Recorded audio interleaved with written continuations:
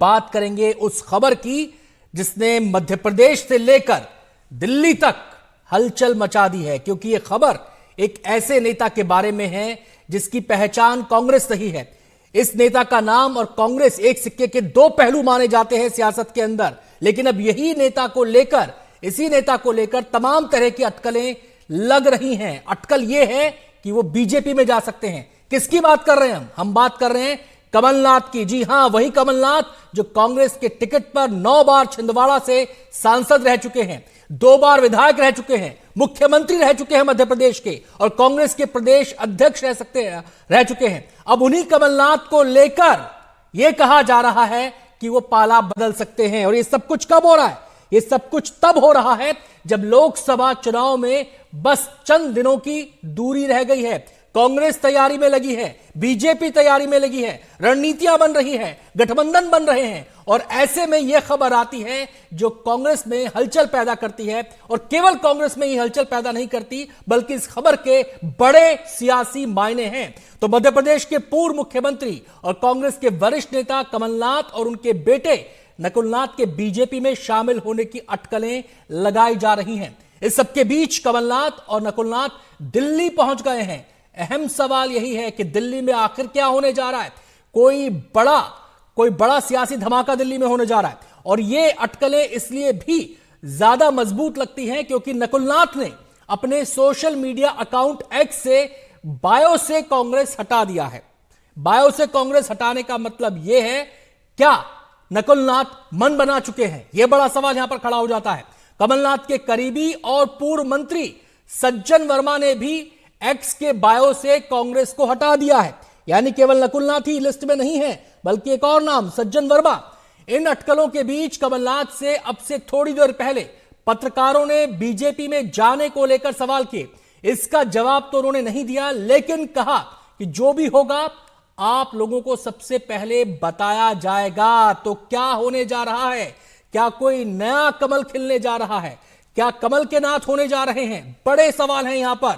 थोड़ी ही देर में तस्वीर साफ होगी। हो सकता है आज शाम तक, आज रात तक यह तस्वीर पूरी तरह साफ हो जाए कि कमलनाथ का अगला कदम क्या होगा। लेकिन उनको लेकर दिग्विजय सिंह ने कहा है कि वो कहीं नहीं जा रहे हैं।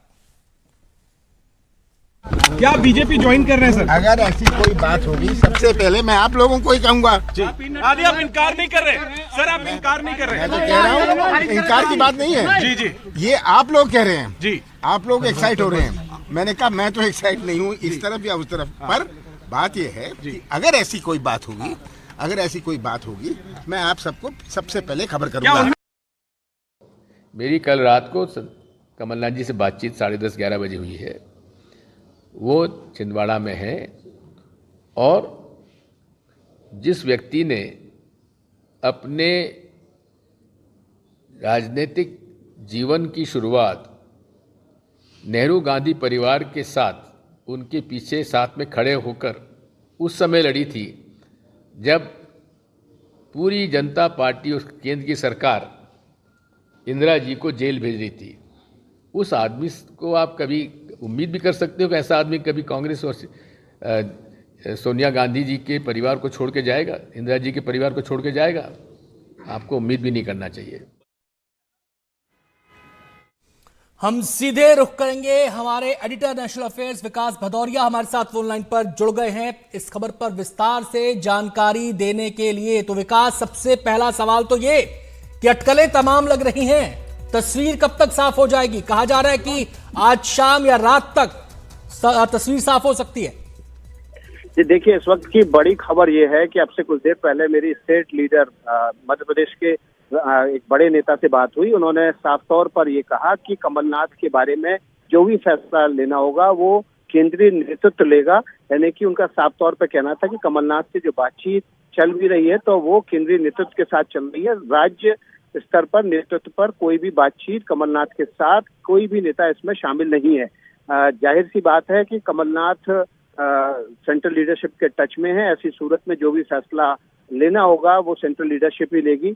लेकिन कमलनाथ दिल्ली पहुंच चुके हैं। पहुंचकर उन्होंने ये कहा कि आज जो समस्याएं हैं वो युवाओं से जुड़ी समस्याएं हैं और उन्हीं का हल करना है। इससे पहले वो जब छिंदवाड़ा में थे तब भी उन्होंने यही कहा कि उनको छिंदवाड़ा के लोगों ने बहुत प्यार दिया है। उनके बेटे नकुलनाथ ने कहा कि अगले लोकसभा में भी इसी प्यार की उम्मीद है। लेकिन अब सवाल ये है कि आखिर नकुलनाथ अगला लोकसभा किस पार्टी के संबल पर लड़ेंगे? क्या वो कमल के फूल पर लड़ेंगे या कांग्रेस के पंजे के निशान पर ही वो अगला लोकसभा चुनाव लड़ने वाले हैं? ये एक बड़ा सवाल है। जी, बायो से कांग्रेस हटा दिया है नकुलनाथ ने, सज्जन वर्मा ने भी, इसके क्या मायने? देखिए, इसका मायने राजनीति में देखिए संकेतों का काफी महत्व होता है, और जिस तरह के संकेत उन्होंने अपने ट्विटर हैंडल से ये कमल का माफ कीजिएगा पंजे का निशान और तस्वीर बदल के किया है, कांग्रेस को जो बायो में उन्होंने डिटेल भरा हुआ था कांग्रेस लीडर, वो हटा के किया है। उससे साफ तौर पर संकेत इस तरह के मिलते हैं कि कहीं ना कहीं कमलनाथ और नकुलनाथ जो है वो कांग्रेस से अब दूर जा रहे हैं, और कांग्रेस से दूर जा रहे हैं तो ऐसी सूरत में एक ही ठिकाना है बीजेपी, जिसके वो नजदीक जा सकते हैं। हमारे सूत्र इस बात की तस्दीक कर रहे हैं कि कमलनाथ लगातार केंद्रीय नेतृत्व के संपर्क में है। राज्य स्तर पर वो किसी भी लीडर के संपर्क में नहीं है, इसलिए जो भी फैसला होना है वो दिल्ली में ही होगा। जाहिर सी बात है कि बीजेपी का इस बार टारगेट मध्य प्रदेश की छिंदवाड़ा सीट को जीतना है, और इसके लिए बीजेपी हर वो मुमकिन कोशिश में जुटी हुई है, चाहे वो 10% वोट शेयर बढ़ाने का मामला हो या फिर तमाम ऐसे नेताओं को बीजेपी की तरफ जोड़ने की कोशिश हो जिससे वहां पर वोट शेयर बढ़ सके। तो ऐसी सूरत में छिंदवाड़ा में कमलनाथ और उनके परिवार को अपनी गद्दी पर डर सताने लगा है, ऐसे में अपनी गद्दी बचाने के लिए बीजेपी का रुख कर सकते हैं। बहुत बहुत शुक्रिया विकास आपका इस पूरी जानकारी के लिए। हम सीधे रुख करेंगे, हमारे संवाददाता प्रशांत हमारे साथ मौजूद हैं दिल्ली से। दिल्ली में क्या हालचाल है प्रशांत? जी देखिए, मैं इस वक्त कमलनाथ का जो दिल्ली में घर है वहाँ पर मौजूद हूँ आनंद, और अब से कुछ देर पहले कमलनाथ यहाँ पहुँचे हैं, और जिस अटकलों की बात विकास कर रहे थे उसी के बारे में उनसे सवाल पूछा गया यहाँ पर कि क्या वो बीजेपी में शामिल हो रहे हैं, क्या वो एक्साइटेड है इस बात को लेकर। उन्होंने अब से कुछ देर पहले आपने उनका बयान सुनवाया दर्शकों को। वो साफ साफ कह रहे हैं कि जब भी कोई खबर आएगी सबसे पहले उनको बताया जाएगा। लेकिन 2-3 चीज़ें जिन कड़ियों को अगर जोड़ें आनंद, तो लगता ज़रूर है कि कुछ हलचल ज़रूर है। नकुलनाथ ने जिस तरीके से अपने एक्स प्रोफाइल से कांग्रेस का जो जिक्र था वो हटा दिया है, कांग्रेस नेता जो उनके लिखा हुआ था उसको हटा दिया है।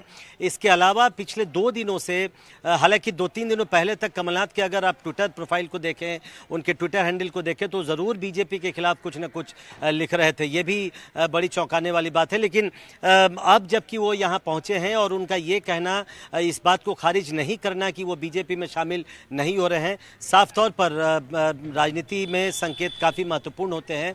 और उम्मीद ये की जा रही है कि जब वो यहाँ पहुँचे हैं इसके बाद बीजेपी के कुछ आला नेताओं से उनकी संभवतः बैठक होगी। आज और कल बीजेपी के बड़े बड़े नेता सभी दिल्ली में मौजूद हैं, क्योंकि बीजेपी की राष्ट्रीय परिषद और राष्ट्रीय पदाधिकारियों की बैठक चल रही है।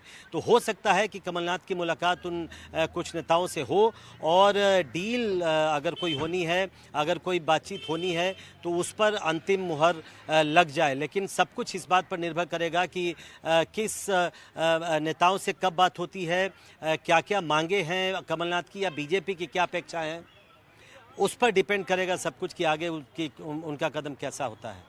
बहुत बहुत शुक्रिया प्रशांत आपका इस पूरी जानकारी के लिए। तो दिल्ली में हलचल बढ़ना तय है। दिल्ली में ही इस समय कमलनाथ और नकुलनाथ मौजूद हैं, लेकिन सियासत में नेताओं की चुप्पी और उनके शब्दों के बड़े मायने होते हैं। कई बार चुप्पी बहुत वजनदार होती है और कई बार शब्द मायने रखते हैं। तो जब से ये अटकलें लगनी शुरू हुई हैं तब से कमलनाथ के एक एक शब्द को सियासी तराजू में तौला जा रहा है, एक एक शब्द के मायने निकाले जा रहे हैं कि आखिर वो इशारा क्या कर रहे हैं।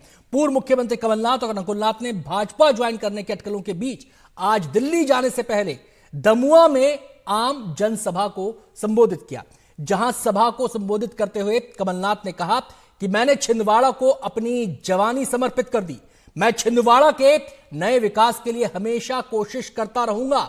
वहीं नकुलनाथ ने कहा कि जो प्यार छिंदवाड़ा की जनता ने कमलनाथ जी को दिया है वही प्यार आप मुझे आगामी लोकसभा चुनाव में देंगे। आइए सुनवाते हैं आपको क्या कहा कमलनाथ और नकुलनाथ ने। जवानी समर्पित कर दी, मेरी आखिरी सांस तक मैं छिंदवाड़ा के नए विकास के लिए प्रयास करता रहूंगा। आप सब का दिया हुआ प्यार और विश्वास मुझे बल और शक्ति देता है, और वही प्यार और विश्वास मुझे मेरी आखिरी सांस तक मिलता रहे। आप सबका बहुत बहुत धन्यवाद। 44 साल कमलनाथ जी ने अपनी जवानी छिंदवाड़ा की जनता को समर्पित किया और मैं आपको विश्वास दिलाना चाहता हूं कि आपने हमेशा अपना प्यार और आशीर्वाद कमलनाथ जी को दिया और आने वाले लोकसभा चुनाव में आप वही प्यार और वही आशीर्वाद मुझे भी देंगे कि मैं दोबारा छिंदवाड़ा को विकास की उस दिशा में ले जाऊं जो कमलनाथ जी ने भी आज तक नहीं किया। आप सभी का बहुत बहुत धन्यवाद करेंगे। हमारे संवाददाता अनुराग द्वारी हमारे साथ फोन लाइन पर जुड़ गए हैं इस खबर के और पहलुओं पर बातचीत करने के लिए। अनुराग, मेरे दो सवाल हैं आपसे। पहला सवाल ये कि कमलनाथ अगर ये कदम बढ़ाते हैं, अगर इस दिशा में बढ़ते हैं, तो वो ये किसके लिए कर रहे हैं? वो ये अपने लिए कर रहे हैं या अपने बेटे के लिए कर रहे हैं? पहला सवाल। दूसरा सवाल, इसमें महत्वाकांक्षा है, मजबूरी है या डर है? डर मैं इसलिए कह रहा हूं कि छिंदवाड़ा की सीट को किला माना जाता है कमलनाथ का, लेकिन इस सीट को बीजेपी भी टारगेट कर रही है। क्या मन में कोई संशय है दोनों बाप बेटे के, लिहाजा कुछ नया सोच रहे हैं?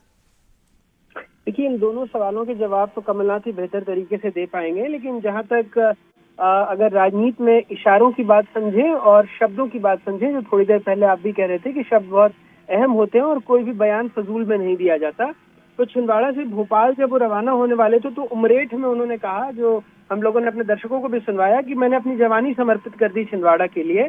अब यही कहूंगा कि हम अंतिम सांस तक मिलकर रहेंगे, विकास की नई यात्रा शुरू करेंगे। तो ऐसे में कौन सी नई यात्रा शुरू करेंगे, ये एक बड़ा सवाल है। और इसी के मद्देनजर आपने भी जो सवाल पूछा, ये सारा ताना बाना उसके मद्देनजर बुना हुआ है। दूसरा, जब वो अभी तुरंत संवाददाताओं से बात कर रहे थे तो उन्होंने नकारा नहीं, कहा कि जो भी होगा हम आपको बता देंगे।